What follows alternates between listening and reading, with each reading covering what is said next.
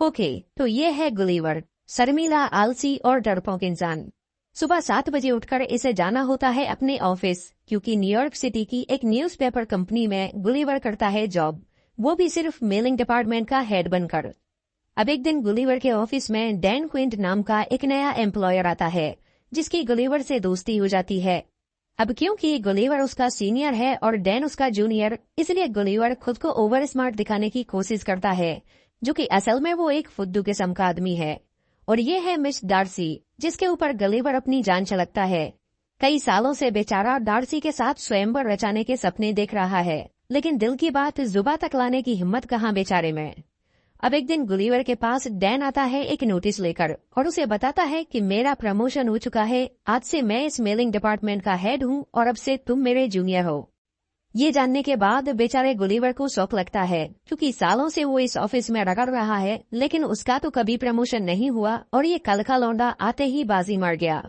Gulliver का लटका हुआ चेहरा देख डैन उससे कहता है कि बेटा, तुम्हारे अंदर कोई कमी नहीं है, बस तुम हो एक फट्टू इंसान जो कभी अपने लिए कुछ भी नहीं बोल पाता, और इसीलिए आज तक डार्सी भी तुमसे दूर है। अगर ऐसा ही रहा तो वो जाएगी किसी और के साथ और तुम करना प्यार उसके बच्चों के साथ।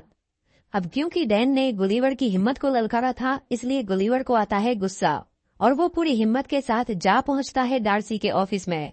लगता है आज तो गुलिवर अपने दिल की बात कह कर ही रहेगा, लेकिन ये क्या, गुलिवर की तो फिर से हवा निकल गई और वो दुम दबा के ऑफिस से जाने लगा। अभी डार्सी की नजर गुलिवर पर पड़ती है और वो उससे पूछती है, तुम यहाँ पर कैसी आई मोथूराम। अब बेचारा गुलिवर हड़बड़ी में एक ट्रैवलिंग फॉर्म उठा लेता है। ये देख डार्सी उससे कहती है, अरे वाह, तुम्हारा भी ट्रैवलिंग में इंटरेस्ट है, और गुलिवर को ट्रैवलिंग के ऊपर कुछ आर्टिकल लिखने को कह देती है। गुलिवर बेचारा, जो कभी न्यूयॉर्क से बाहर ही नहीं गया, वो कैसे ट्रैवलिंग पर कुछ भी लिख सकता था, पर क्योंकि डार्सी मैडम ने कहा है, इसलिए गुलिवर पीछे भी तो नहीं हट सकता था।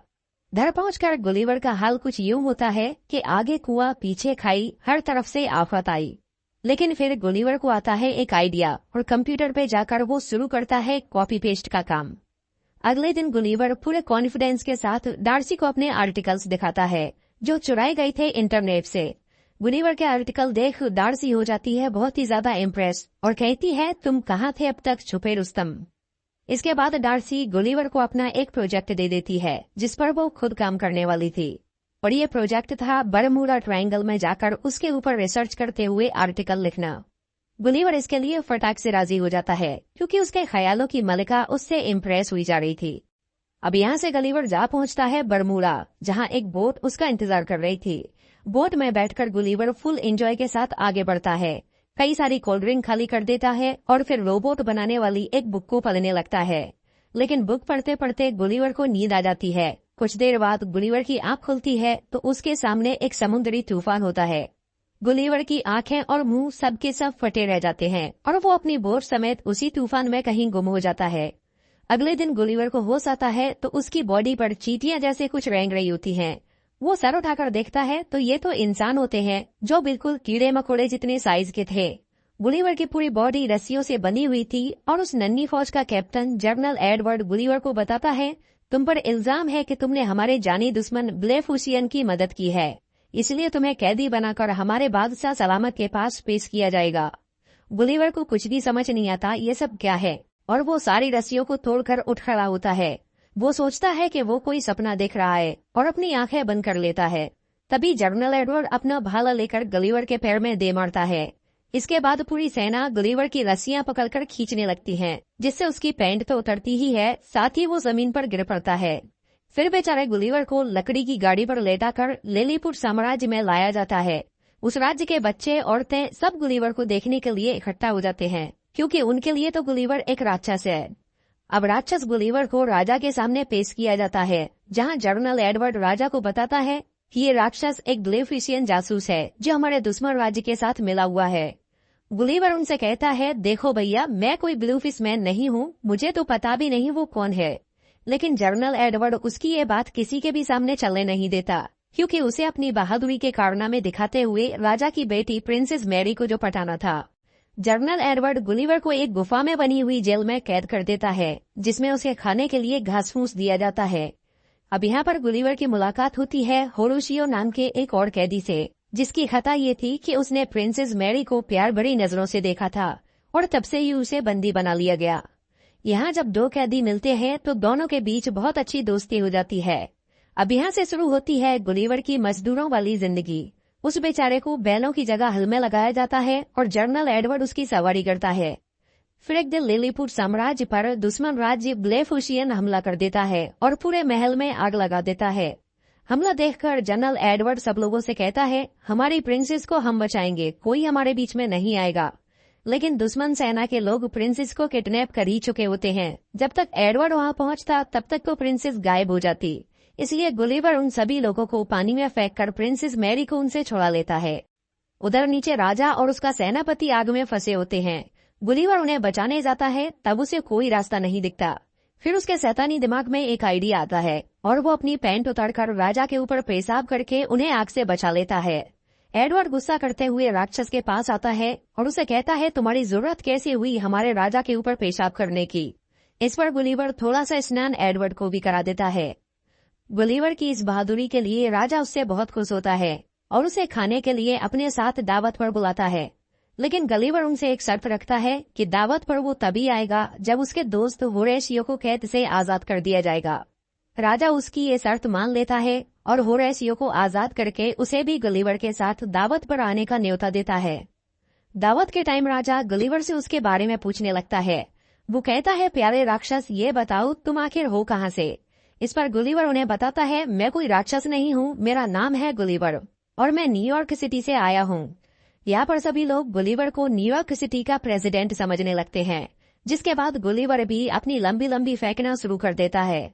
वो कहता है कि मैंने न्यूयॉर्क में सभी लोगों की जान बचाई थी और इसीलिए आज मैं वहाँ का पावरफुल प्रेसिडेंट हूँ। इसके बाद राजा उससे कहता है, फिर तो तुम्हें अपनी प्रजा की बहुत फिक्र हो रही होगी। हम जल्दी ही तुम्हारी बोट ढूंढ देंगे जिससे तुम वापस अपनी प्रजा के पास जा सको। अब गुलिवर के लिए एक आलीशान बहुत बड़ा घर तैयार कराया जाता है जिसमें सैकड़ों मजदूर हर वक्त उसकी सेवा के लिए लगे रहते हैं ताकि बड़े आराम से गुलिवर यहाँ पर रह सके।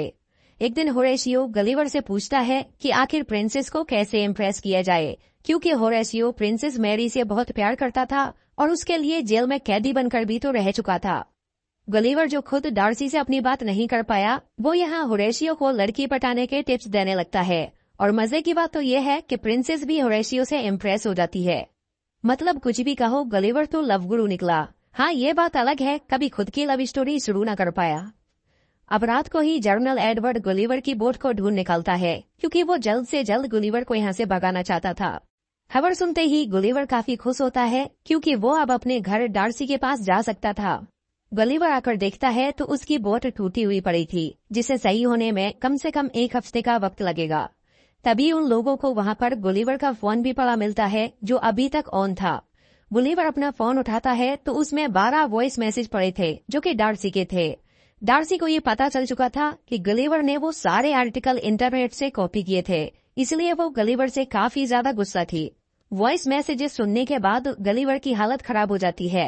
वो अब डार्सी का सामना नहीं करना चाहता था, इसलिए लिलीपुट में रुकने का ही मन बना लेता है। गुलिवर के रुकने से पूरा साम्राज्य बहुत खुश होता है सिवाय एडवर्ड को छोड़कर। एडवर्ड नहीं चाहता था कि गुलिवर यहाँ रुके, इसलिए वो राजा के पास जाकर राजा के कान भरने लगता है। इस पर राजा एडवर्ड की बात मानने की जगह गुलिवर को ही पूरे साम्राज्य का जनरल बना देता है।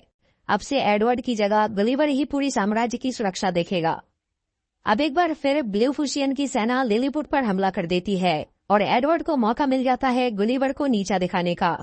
एडवर्ड पूरी सुरक्षा व्यवस्था को ही हटा देता है जिससे गुलिवर लिलीपुट को दुश्मन से बचा न पाए। हमले की खबर सुनकर गुलिवर दुश्मनों को रोकने के लिए आता है और अपने कपड़े उतारकर पानी में घुस जाता है। पानी में जाकर वो दुश्मनों को समझाता है कि मुझे कोई लड़ाई नहीं करनी, मैं वैसे ही तुम्हें मारने की एक्टिंग करूंगा और तुम यहाँ से भाग जाना। लेकिन ब्लेफुशियन के लोग गुलिवर से दोस्ती करने तो आए नहीं थे, इसलिए पूरी सेना उसके ऊपर हमला करने लगती है और ये देख एडवर्ड काफी खुश होता है। लेकिन फिर गुलिवर को गुस्सा आता है और वो दुश्मन के सारे जहाजों की रस्सियां पकड़कर उन्हें पानी के बाहर फेंक देता है और एक बार फिर से गुलिवर की जय जयकार शुरू हो जाती है। राजा एक बार फिर गुलिवर से काफी खुश हो जाता है। अब तो गुलिवर के शौक मौज के लिए और भी अच्छे इंतजाम कर दिए जाते हैं जिसमें उसकी मसाज करना, बाल काटना सब कुछ शामिल होता है। उधर गुस्से से भरा हुआ एडवर्ड जाकर दुश्मन राज्य ब्लेफुशियन से मिल जाता है और गुलिवर की बोट से रोबोट बनाने वाली बुक निकालकर एक विशालकाय रोबोट तैयार करता है जिससे गुलिवर को हराया जा सके। ग्लेफुशियन के लोग लिलीपुट पर एक बार फिर से हमला करते हैं और गुलिवर फिर से तैयार है उन छोटे लोगों को हराने के लिए। लेकिन उसका सामना जब एडवर्ड के रोबोट से होता है तो गुलिवर की हवा टाइट हो जाती है क्योंकि ये रोबोट गुलिवर से भी काफी ज्यादा बड़ा था। एडवर्ड गुलिवर की पैंट पकड़कर उसे हवा में लटका लेता है और गुलिवर यहाँ पर हार मान लेता है। इससे पूरे लिलीपुट को गुलिवर की सच्चाई का पता चल जाता है। गुलिवर उन्हें खुद बताता है कि वो कोई बहादुर प्रेसिडेंट नहीं है, सिर्फ एक नॉर्मल इंसान है और सिर्फ हवाबाजी के लिए उसने ये बड़ी बड़ी बातें फेंकी थी। तो अब यहाँ से एडवर्ड गुलिवर को बांधकर एक ऐसी जगह फेंकवा देता है जहाँ पर आज तक किसी ने भी जाने की हिम्मत नहीं की थी। गुलिवर किनारे पर पड़ा होता है, तभी एक लड़की उसे गिलास में बंद कर लेती है क्योंकि वो लड़की गुलिवर के आगे बहुत ही विशालकाय थी जिसके सामने गुलिवर भी चींटी जैसा लगता है। वो बच्ची गुलिवर को अपनी डॉल बना लेती है और डॉल के कपड़े पहनाकर उसे बारबी हाउस में छोड़ देती है। इधर गुलिवर को ढूंढती हुई डार्सी भी लिलीपुट में आ पहुंचती है और उसे भी गुलिवर की तरह ही जेल में कैद कर दिया जाता है। डार्सी को देखकर होरेशियो वहां से गुलिवर के पास जा पहुंचता है और उसे बताता है कि तुम्हें ढूंढते हुए डार्सी यहाँ पर आई थी और एडवर्ड ने राजा के साथ उसे भी बंदी बना लिया है। ये सुनते ही गुलिवर डार्सी को बचाने के लिए निकल पड़ता है। जेल में आकर गुलिवर डार्सी से मिलता है, तब डार्सी उसके ऊपर गुस्सा करने लगती है। वो कहती है कि सच सच बताओ ये सब छोटे लोग कौन है। यहाँ पर गुलिवर डार्सी को शांत करता है और उसे सब कुछ बता देता है कि उसने डार्सी से झूठ क्यों बोला था और वो उसे कितना प्यार करता है। डार्सी के मिलते ही गुलिवर के अंदर जुनून आ जाता है और वो अब डिसाइड करता है कि वो एडवर्ड से लड़कर लिलीपुट को दुश्मनों से आजाद कराएगा। अगले दिन फिर से रोबोट और गुलिवर का सामना होता है। रोबोट फिर से गुलिवर को मारने लगता है क्योंकि एडवर्ड ने उसे और भी ज्यादा एडवांस कर दिया था। रोबोट बार बार गुलिवर के करंट लगा रहा था जिससे गुलिवर उसका कुछ नहीं बिगाड़ पा रहा था। लेकिन फिर होरेशियो के दिमाग की बत्ती जलती है और वो एक रस्सी पे लटक कर रोबोट के अंदर घुस जाता है। अंदर जाकर होरेशियो रोबोट के वायर काट देता है जिससे अब रोबोट गुलिवर के करंट नहीं लगा पाता। मौका मिलते ही गुलिवर रोबोट के ऊपर हावी हो जाता है और बड़ी ही आसानी से वो मार मार कर रोबोट को खत्म कर देता है। लिलीपुट की पूरी प्रजा गुलिवर के लिए जोरदार तालियां बजाती है, साथ में होरेशियो के ऊपर भी फूल फेंके जाते हैं। होरेशियो की बहादुरी के लिए राजा अपनी बेटी प्रिंसेस मैरी का हाथ होरेशियो के हाथ में दे देता है। उधर डार्सी भी गुलिवर के झूठ के लिए उसे माफ कर देती है और उसका प्रपोजल एक्सेप्ट करती है। इसी हैप्पी एंडिंग के साथ ये मूवी यहीं पर खत्म हो जाती है।